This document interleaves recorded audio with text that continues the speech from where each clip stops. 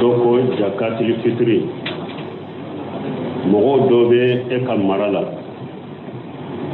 mi atesu yala ka jakatil fitri be mowa mogo ye silama de har na masu aka jakatil fitri be mo وأن ابن عمر رضي الله عنهما قال فرض رسول الله صلى الله عليه وسلم زكاة الفطر ساء من تمر أو ساء من شعير على العبد والحر والذكر والأنثى والصغير والكبير من المسلمين. عبد الله بن عمر ko tiidañe jakatil fitri ka anka farday tamaro sawu kele ube shayri sawul kele jakatil fitri be jonka abe horoka abe cheka abe musoka abe demisenika abe makorobaka nimminye silamay mo ye silama de demiseni hari nate su bal doni ke bawo ko hari demmi be konola akanunen do ka jakatil fitri bo basi e wajibi de te usmana buna fana tumbe akam muso konomaw demmi be konola usmana tumbo ka jakatil fitri bo hari demmi be konola iba ka jakatil fitri bo me wajibi de te fen kanunen do wala hari min te su ni silama de do aka jakatil fitri be bo anche con la cosa bo lo sai come lo vuoi amboya o sele ke na to ko edram ilman ke na andan dore ke jaka anda ko bon koni mogomi ede ye dutige me e waya sira jakatil fitri bo wati yo soro tamala e ka jakatil fitri babo togodi ibe ka demba ya nyamariya u ka jakatil fitri bo u ka suma eta ani wulu yere taw ibu nyamariya u ka bo u ka di fantawma na kadiye fana ebe yoromi iba ko ne yere bin ka jakatil fitri bo mbe yoromi jakatil fitri wakati yen soro yoromi ne bin tajo ulo ka fantawma me awta ayubo akudi mogoma abe yoromi ni be dagaraye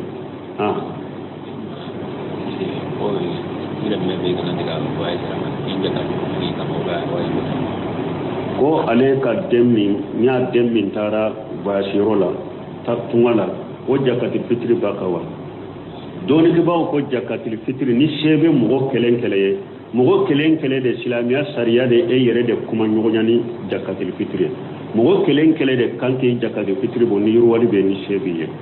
bo ni yurwali shete mugo minye de sa awa ikadembaya mugo munun na fakati wajibrika ibu ka jakatil fitri bo me ni demmin tara tungala sheba yere ye anyuma ayere de ka jakatil fitri bo na yere ni yurwali bai ni yurwali taye aka jakatil fitri be faka iba jakatil fitri bo ube ni yurwali bai yere e ko ebe shaki ka jakatil fitri bo me aya to ne be tabo bashi to fanala wala demmin be tungala ni sheba ya yere ba ka jakatil fitri bo ni sheta ye e ba ka jakatil fitri bo ay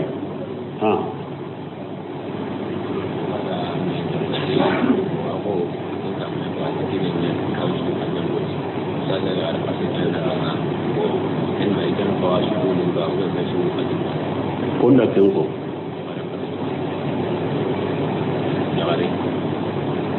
mo kodo ko ulo ka dutigi de tumbe be ka jakatil fitri bo ale fatra mo muso koroba mimbo ako ko yala ale be se ka betabo ni yurwali biye to koroba tumbe mo ka jakatil fitri bo ashebi ya yurwali biye ni ya abetabo iba baraji soro ani o seti ye fana ni ka betabo abe fo a kelen ya yurwali be minye ayere ka jakatil fitri bo ni sebe e betabo ni ashete afuye mi sebe minya ka jakatil fitri bo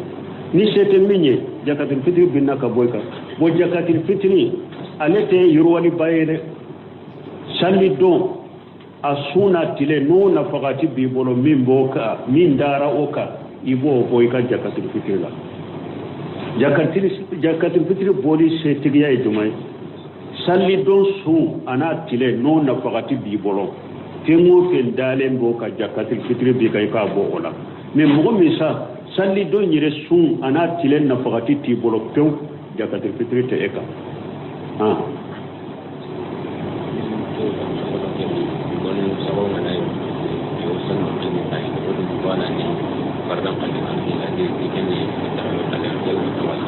bon ko do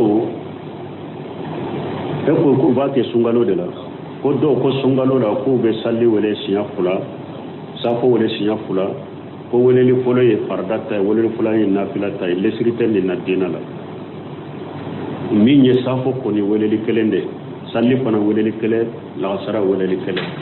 wala li fula sariya ye wala li fula sabati salli mununye fajiri salli juma salli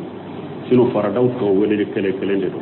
mais ka fula ke safo ko fula nay nafilata we bidia lesirito la dina la wa alayhi salam ala ka wa sallallahu alaihi wasallam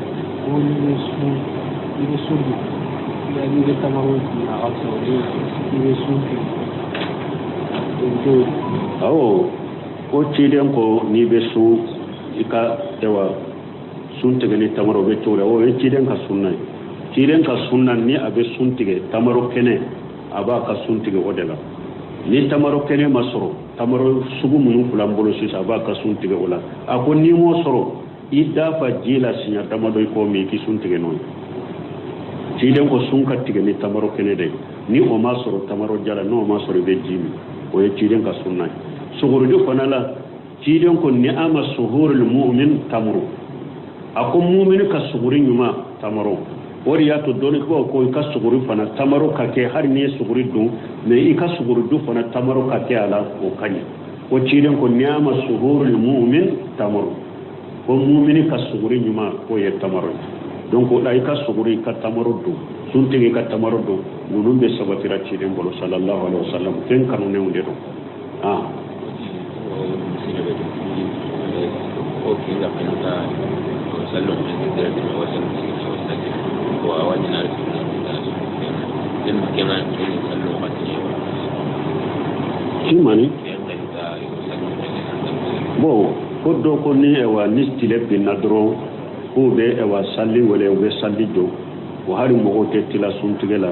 ko o be chogodi ni tile ko ni bin nadro salli wakati donna ko toro wakati donna de ni tile donna menna wala akanune do salli welela ika salli wele ani salli korta ika foddi fara ewa difference do ke wono nyogonje ika français ni do bila français do ka bila salli wele ni salli korta ni nyogonje hakke jole mana la de mais français do ka bila ni mugo bese ko labbe kana ka be sallima mais ka salli wele dro ka jo ay ika français ni do bila salli jole salli do wele ani salli korta ni nyogonje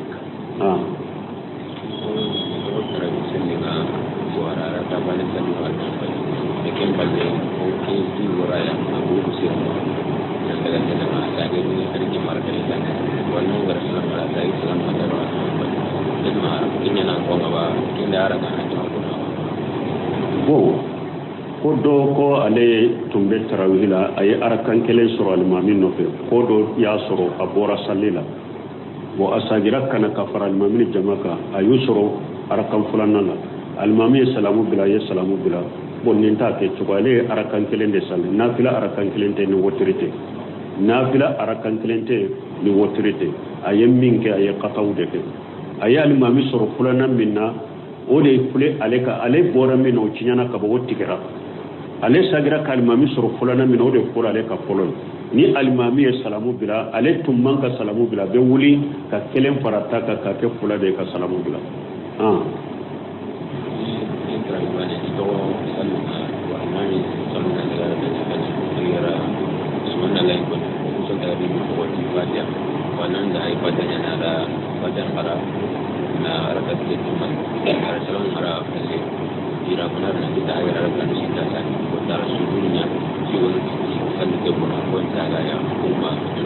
bo ko do fana tarawih la nafila ya rakam fula salli awlila kata sabanala ko subhanallah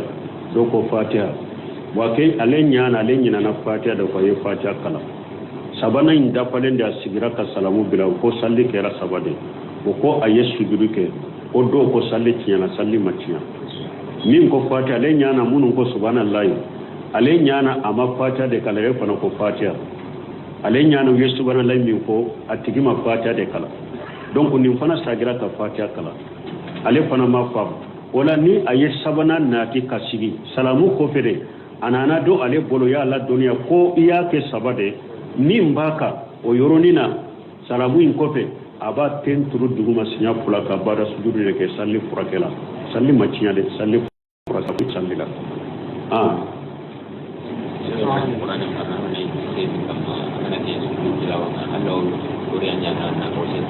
bon koni mo min be qur'ana kala ebe seje ka ni sera sujudu tilawa ma ibe koriya ke ni be se ka sujudu te i jigi seje da lay ka sujudu te duguma ni e mo de te se ka sujudu de ke ibe koriya ke ni farda chogo me qur'ana sujudu yoro fana be se ka koriya ke wale mo mi ya na yi ya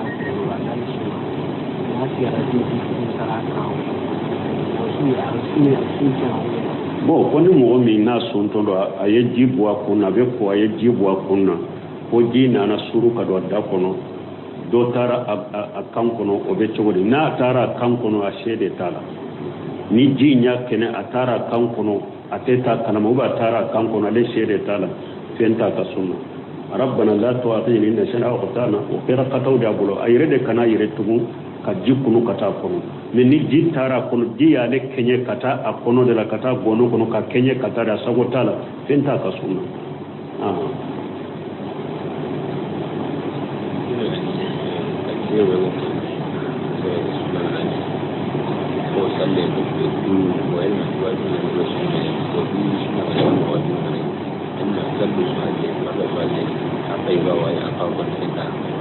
bon ko ewa takbiru munun be fo salli kofe salli do kabaru munun be ke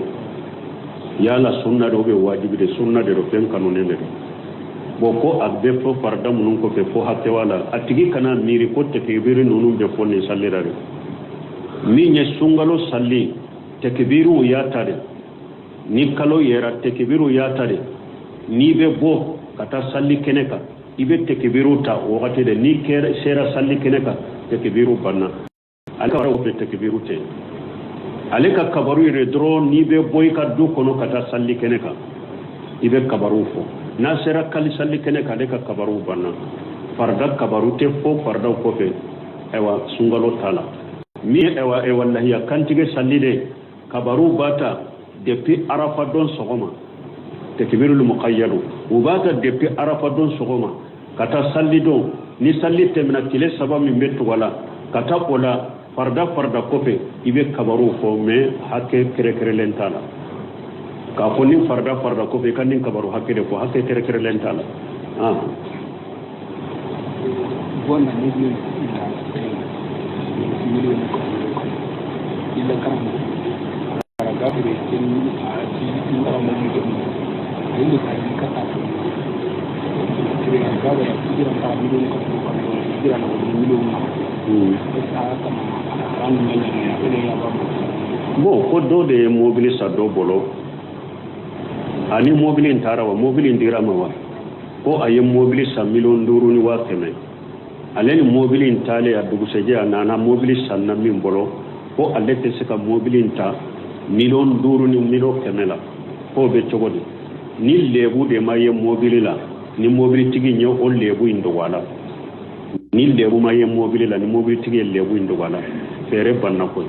al bayan bil khiyar ma lam yatafarraga tiren ko fere baga fula baka sola na be nyogon kama fara nyogona men ni fere banna e ya ka wori dama ayi ka mobile dama dima itara nai lebu dogo len fana maye mobile ko alaye mobile lebu dogo ka fere ema borotoni te wajibi aka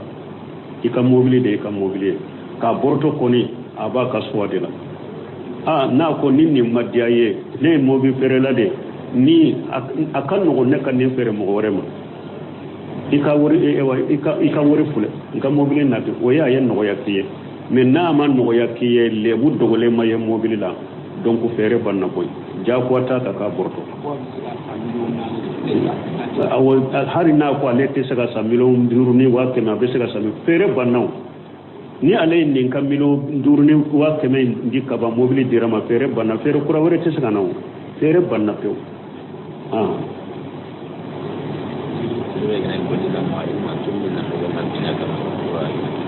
woni mo min be bara ki fe aka jakatil fitru be ka ay mo be bara ke efe e ba sarade aka jakatil fitri tika abe sara de akajja iba sara dongo do de sawa iba sara kalo de sawa akajja katri fitri ba yere de ka barake de na be barake bolo iba sara de akajja katri fitri tika akajja katri fitri ba yere de ka foni yere ko mbe jakatri fitri boye nyumani baraje nyire suno tika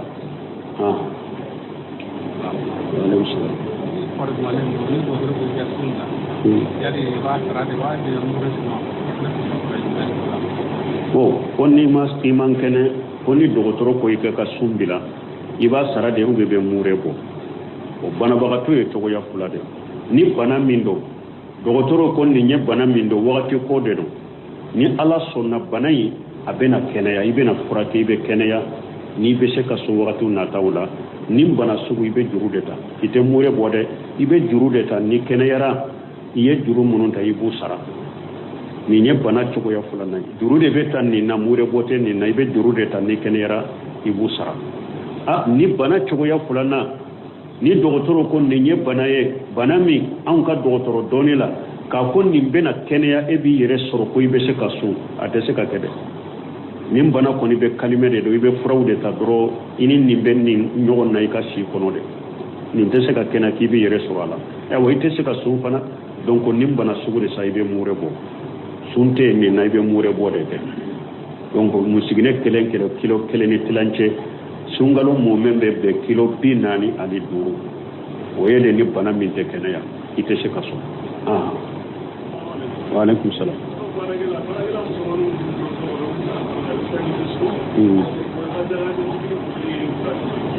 an yau da fosi sau au kana an ko mo be barake bula musoma o ce mo barake de ni e ba sarade aka jaka fitri ba yere de ka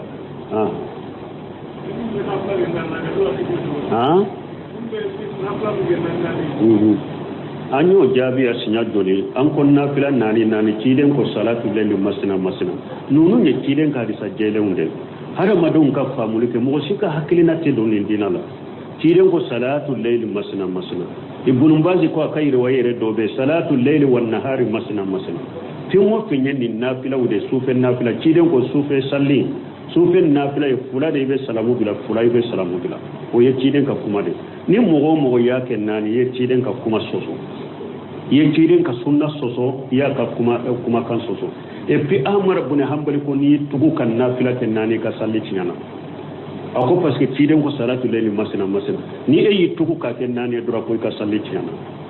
bulo semira mun la abode ko kamma jumo fatawa ko ako ni mogo yi tugu kan nafila ten nani ka salli tiana ibumbaji mbangile kan yonama ako ni mogo sufen nafila fula de e donani fula salli nan yade e yi tugu ka ken nani ka salli tiana ambe mi fo yode munum ba ken nani anya ko an ko kataw de yusro an ba shi tuga hadisa fa mu togola ko an ba shi tugo ciden tumbe nani salli kana mogo nyininka unyali nu janyama o ko ka ben nani salli kana mogo nyininka unyali ni janyana unyana an ba shi to ni nani mi ko ciden tumbu tugo nyona de an ba shi to nani fo de ni ciden kan lafiya yorode manan na aliya fula salla ba janya ka janya de paska sabatira ciden de laka arakan kele suratul baqara ali murana suratul nisa'i ayanni sura sabakar alakan kele ko donc ni ciden tumba ka salli janya ni to de la na ye fula salli ku janya abe wuli abe fula salli ku janya kunye na ye salamu bi ba sura sigena abe lafiya an ba shi to yen nani fara nyon kan lafiya yorode la abe ko mi sisa jonjan sallila nanye fula salla nye salamu bila nye fula salla sala nu kera nani anta sigi kan lafiya wala an ba shi tayi ode buna basa an ba shi fula ka hadisa mi ko buna basa kai riwaye nana muslimu kono aya farampancha ako ewa yusalla ewa arakataini summa rakataini buna basa ya tawsil no semenu nunu ibumbaji nunu sal fawzan nunu konni hadisa mi fule ni ambash to ko cilen tumbe nani salli kana mo nyininka kana mo nyininka janya anu nyalema nani mi fule nyine cilen tumbe salamu de ko nyogonje hadisa kayro way wore tumbe cilen tunte nani to nyogona de abe fula de salli ka salamu bila ka fula wore salli ka salamu bila be sigi kallafiya atumbe salamu de budu nyogonje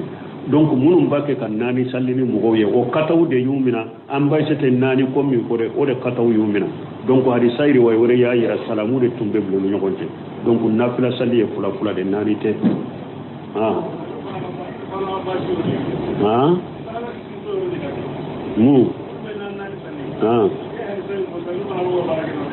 ñode ko kataw de bu bolo yorola o be kataw de ka yorola ninte sinsi roye ibe sinsi fen kade dalila be minna o dia to buno semino ko kunni islamia sariya la jeni nyakele dro be be kataw kono nonu islamia sariya la jeni nyakele de uma nyalla ni nyafulay mana wi hadisa iri way do de yewe barake nay uma hadisa in kay roye be fara nyon ka polo ka barake na o dia sur binna kataw kono kataw de bu bolo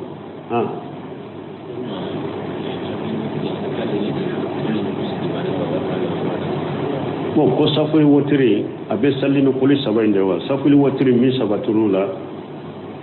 safuri arakan folo sabbi rabbika la ilaha illa fatiha ka arakan fulan na fatiha ko be kuli ya ayyuhal kafiruna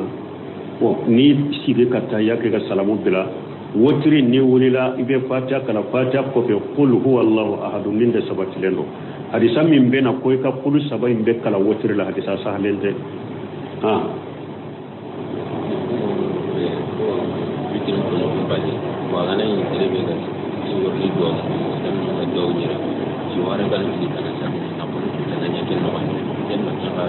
bon ko don be kunu le wa wotiri ke ka kunu to ke comme ni mo min na do wu ni fe o be ara wa wotiri were ke ka kunu to were kala ye ka do ko ye ni bidia ni fili ni te be dina la man amila amara laysa li amru fa waradu hada madin ni be fiyo mo fen ken ni dina le da ni pato sani ka ke folo delila de nyina la ko ni delila balay ka ke ni delila talay kana ke adini tawqafiyya al ibada tawqifiyya fiyo mo fe nyep pato de dina kono nan do kana ke ni ikunya folo do fi ka delile surala hada kan la dari o de fawiyo wala yahillu lahu nyafala fil hatta ya'lamu hukum allah fi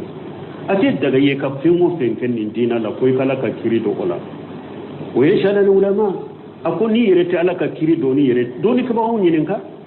ni doni ka ba ko nan yinin ka wo yaga tari bil muttabina li sunnati muhammad sallallahu alaihi wasallam akoni doni ka ba ko nan yinin ka kana doni ka ba ben no mina de doni ka ba munun tugura cilen ka sunna ko ika ulu no mina nulu ye kuma min ko ka barakena donc ni nyefili ni bidia de ni tebbe islam sarela ka ko ni mo gonna na do nyina wufe aka wotiri wore salli kura ka do aka kunu to wore kalale o tebbe dina la wo ye bidia de wo ye fili bantiay wa alaikum salam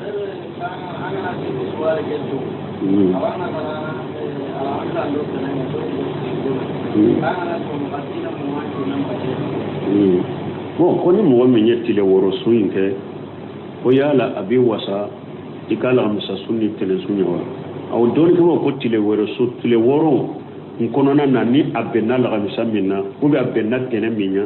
abesi abi wasa tile woro sunni ka tele sunni la musa sunna ni domi benna tene ma ube domi benna la musalala abaka iye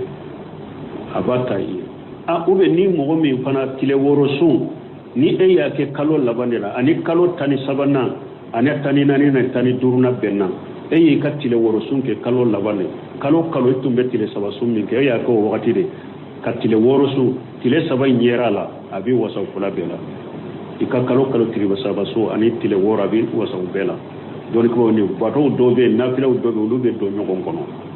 donc min ye konniya asu abaraji ciiden ko sallallahu alaihi wasallam ko mi se samu mesu parce que sanyo kalo tani fulade sungalo tile bisaba o jorani kalo tanye sungalo tile bisaba parce que ni bara nyuman kelenke ala bi saratande sungalo tile bisaba nye ewa bisaba nye tile bisaba nye kalo tanta ye tile woro yufana o ye kalo fulata ye donc o koro de ciiden ko be ko mi samu mesu abaraji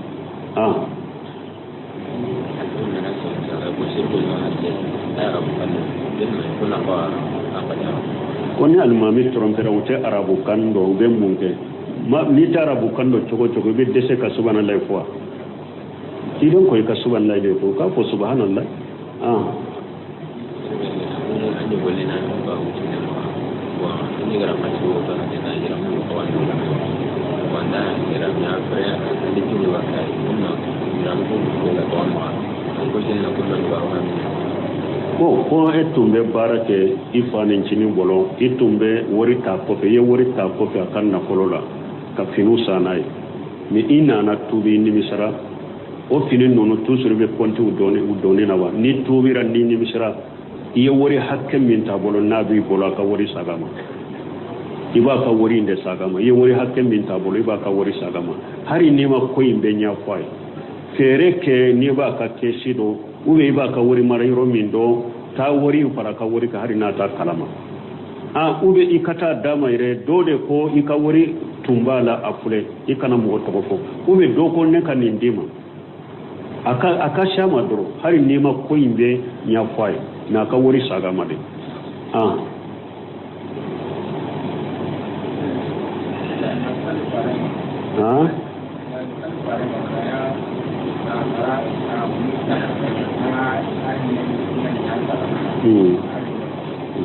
ko ka salli ciren ka sinya keme ka nganya baraje ka si bange baga soma be to de waye bidiya ciren ye min fu ye doro do awde do ijama ta ibn adam in qata amalu illa min salas sadaqatun jara aw ilmu yuntafau bi aw waladu salu yadu lahu min bi bange baga nafa fatulen ko fe kateme tembe ka ciren de ba do katema be ka akoni mo hada maden sarai ka bara be tigera jiyan kono afoi nafa te sima koni ye saragati munun to ikofe no nafa be boli kofe saragati njariyaw ulu baraji be sima ube niye doni nafa mato ikofe ka kalande undo kala ka kitabu do dila on nafa be ka boli kofe abaraji be sima ube niye denyuma to nabe dawkiye cire ma ko niye denyuma to nabe salli ciden kaye akoy ube niye denyuma to nabe dawkiye hada made fengo fenye bato cide ka salli ciden ka bato de hada madi e yere de makobe ikabato le kanyana ma yakono foro ikabato ki yere ye donc ikaddo de ki kabange baay subhanakallahumma rabbana bihamdika ashhadu an la ilaha illa anta astaghfiruka wa atubu ilayk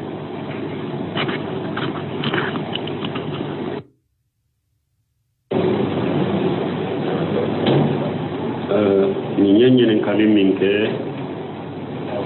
odoko jakatul fitri mogo dobe e ka marala mi atesu yala ka jakatul fitri be mowa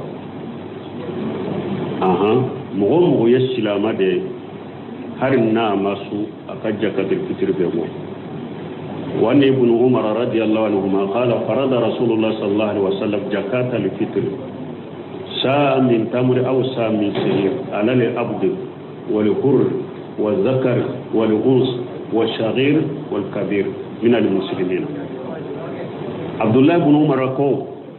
ko ciden jakatul fitri ka anka fardai tamaro sawu kele ube shayri sawu kele jakatul fitri be jonka abe horoka abe cheka abe musoka abe demisenika abe makrobaka nimmi islamai mo ye islama de demiseni hari na tesu bal doni ke bawo ko hari demmi be konola akanunen do ka jakatul fitri bo basi e wajibi de te usmana buna fana tumbe akam muso konoma demmi be konola usmana tumbo ka jakatul fitri bo hari demmi be konola iba ka jakatul fitri bo me wajibi de te fen kanunen do wala hari min tesu ni islama de do aka jakatul fitri be bo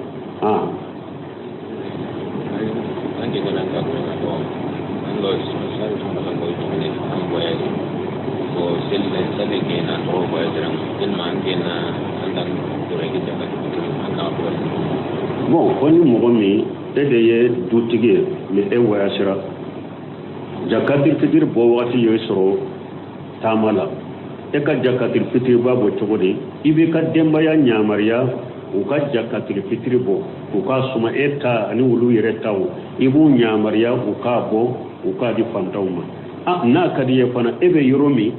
iba ko ne yere bin ka jakatul fitri bo mbe yoromi jakatul fitri wakati yen soro yoromi ne bin taju ulo ka fantawma me awta ayubo akudi mogoma abe yoromi ni be dagaraye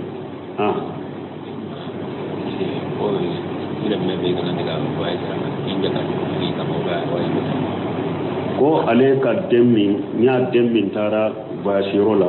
ta tungala o jakatil fitri bakawa doni ke bawo ko jakatil fitri ni shebe mo kelen kele de islamiya sariya de e yere de kuma nyogonyani jakatil fitri mo kelen de kanke jakatil fitri bo ni yurwali be ni shebe ye bo ni yurwali shete mo minye de sa awa ikadembaya mo munun na fakati wajibri ka ibu ka jakatil fitri bo mais ni demmin tara tungala sheba yere ye anyuma a yere de ka jakatil fitri bo na yere ni yurwali bay mais ni yurwali taye aka jakatil fitri be faka iba jakatil fitri bo o be ni yurwali bay yere e ko aha e be shaki ka jakatil fitri bo de mais aya to ne be tabo basi to fanala wala yi demmin be tungala ni sheba ya yere ba ka jakatil fitri bo ni sheta ye e ba ka jakatil fitri bo ay ha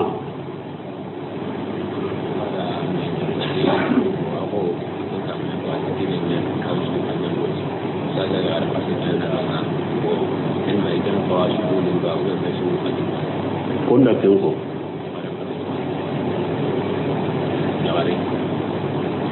mo kodo ko ulo ka dutigi de tumbe be ka jakatil fitri bo ale fatra mo muso koroba mimbo apo ko yala ale be se ka be tabo ni yuro wani biye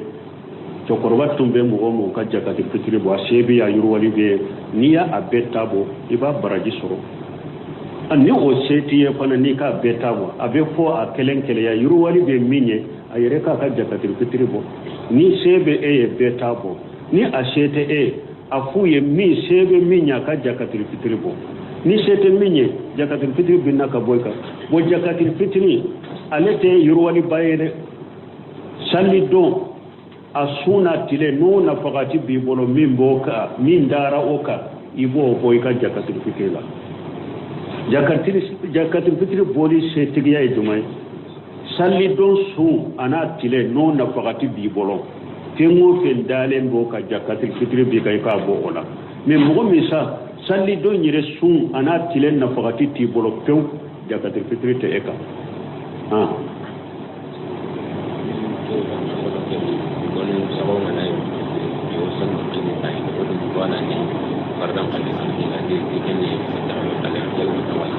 bon kodo